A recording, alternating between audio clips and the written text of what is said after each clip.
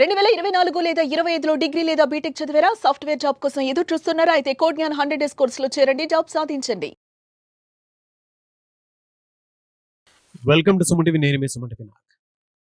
అప్పు తీసుకున్న వ్యక్తి తప్పించుకు తిరుగుతుంటే లీగల్గా మనం చూసుకుంటే ఎలాంటి చట్టాలు వర్తిస్తాయి అనేది ఈరోజు మనతో పాటు హైకోర్టు అడ్వకేట్ అలగిరి రవీంద్రనాథ్ గారు ఉన్నారు. అది వారి మాట్లాడి తెలుసుకుందాం. Hello sir. హాయ్ అండి నాగరాజు గారు.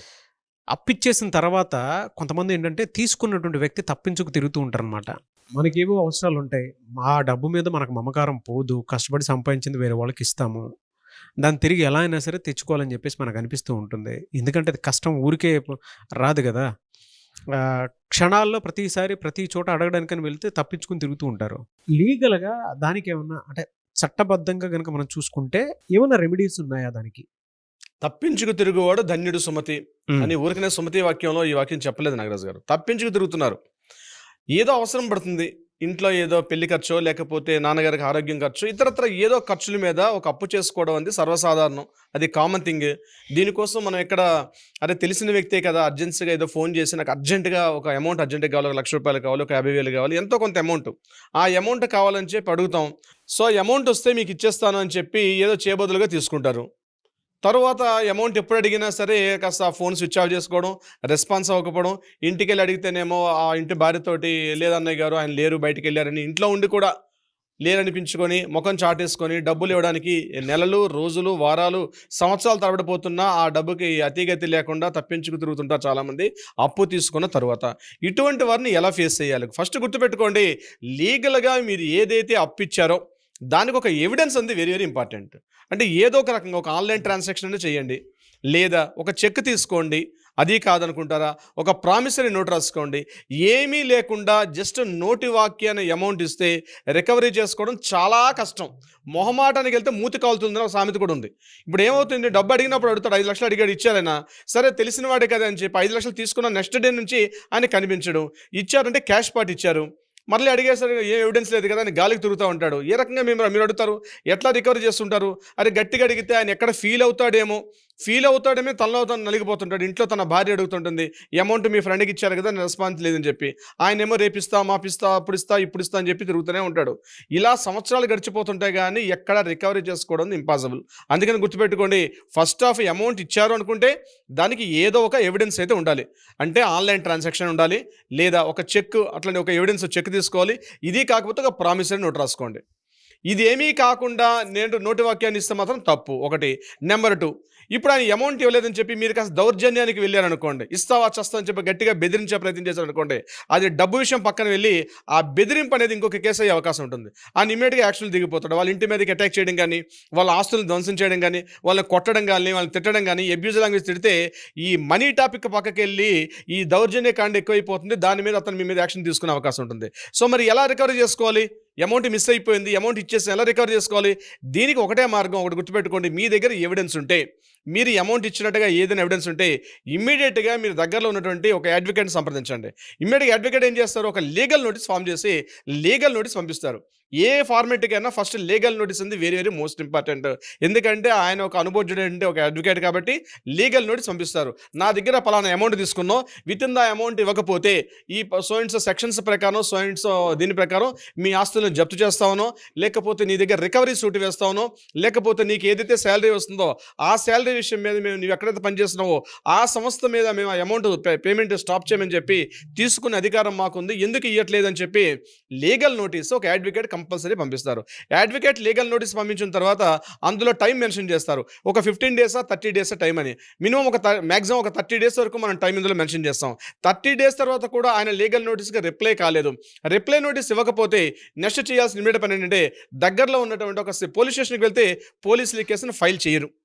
ఇమ్మీడియట్గా పోలీసు 80% కూడా కేసు ఫైల్ చేయరు. బికాజ్ ఇది సివిల్ మ్యాటర్ కాబట్టి పోలీసులు టేకప్ చేయరు. మీరు ఏమైనా కోర్టులో చూసుకోండి సార్ అంటాడు ఆయన. కోర్టులో చూసుకోవాలంటే ఎక్కడ కోర్టుకి వెళ్ళాలమ్మో, కోర్టు ఎప్పుడు ఫైల్ చేయాలో, ఎలా వస్తుందో ఏంటో, దీనికి భయపడాల్సిన అవసరం కూడా లేదు.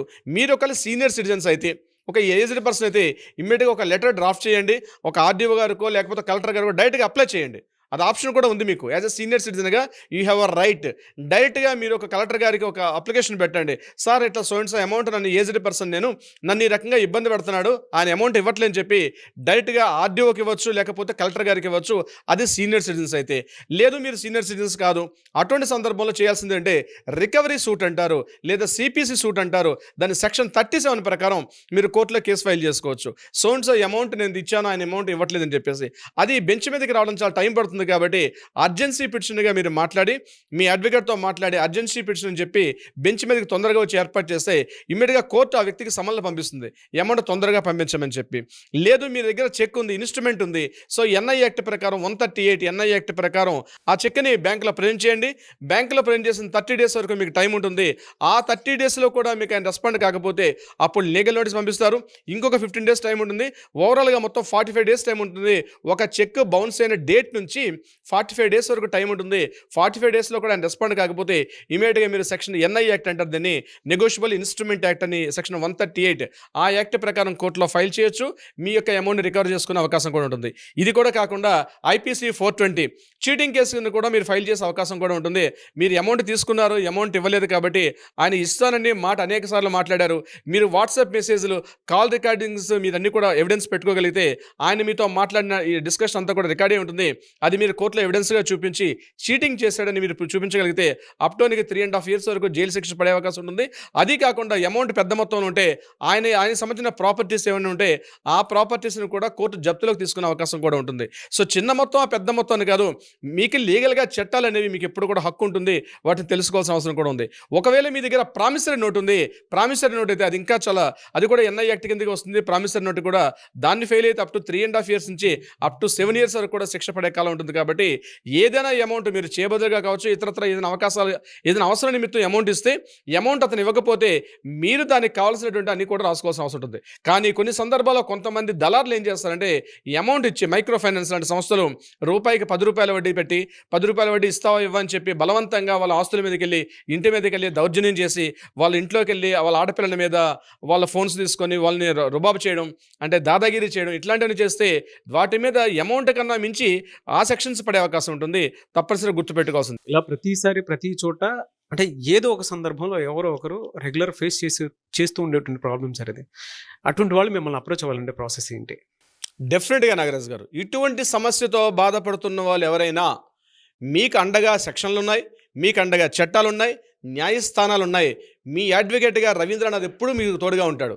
ఇటువంటిది ఏదైనా సమస్యతో మీరు బాధపడుతుంటే ఇమ్మీడియట్గా మీ చేతిలో ఫోన్ తీసుకోండి, కింద స్క్రోల్ అవుతున్న నెంబర్ని ఇమ్మీడియట్గా తక్షణమే కాంటాక్ట్ చేయండి. లేదు కాల్ లిఫ్ట్ చేయలేకపోతే ఒక వాట్సాప్ మెసేజ్ పెట్టండి. మీరు ఎక్కడ ఉన్నా సరే, 2 తెలుగు రాష్ట్రాలైనా, దేశంలో ఎక్కడ ఉన్నా, ప్రపంచంలో ఏ మూలన్నా సరే, మీరు ఇమ్మీడియట్గా మీకు ఒక అడ్వైస్ కావాలి, ఎలా వెళ్తే మీకు ఆన్సర్ దొరుకుతుందంటే రవీంద్రనాథ్ లీగల్ టీం ఎప్పుడు కూడా మీకు సపోర్ట్ చేస్తారు. ఇమ్మీడియట్గా మీరు కాల్ చేయండి, వాట్సాప్ చేయండి, మీకు డీటెయిల్స్ తక్షణమే అందుతాయి. Nagaraju garu, anyways thank you so much Ravindranath garu. Thank you so much Nagaraju garu. చూశారు కదా వీడియో. ఈ వీడియోపై మీ అభిప్రాయాన్ని కమెంట్ బాక్స్లో పోస్ట్ చేయండి. ముఖ్యంగా మీరు కనుక సమస్య ఏదున్నా సరే చట్టబద్ధంగా వెళ్ళాలి అనుకునేటప్పుడు స్క్రీన్ మీద మీకు అలగరి రవీంద్రనాథ్ గారు, హైకోర్టు అడ్వకేట్ కాంటాక్ట్ నెంబర్ కనిపిస్తుంది. దాన్ని మీరు కాల్ ఆర్ మెసేజ్ వాట్సాప్ చేసి అపాయింట్మెంట్ బుక్ చేసుకోండి. ఈ వీడియో లైక్ చేసి షేర్ మాత్రం తప్పకుండా చేయండి. ఇలాంటి మరిన్ని వీడియోస్ కోసం మా ఛానల్ ఫాలో అవ్వండి. Thank you. సుమన్ టీవీలో మీ పర్సనల్ అండ్ బిజినెస్ ప్రమోషన్స్ కోసం కింది నెంబర్కి కాంటాక్ట్ చేయండి.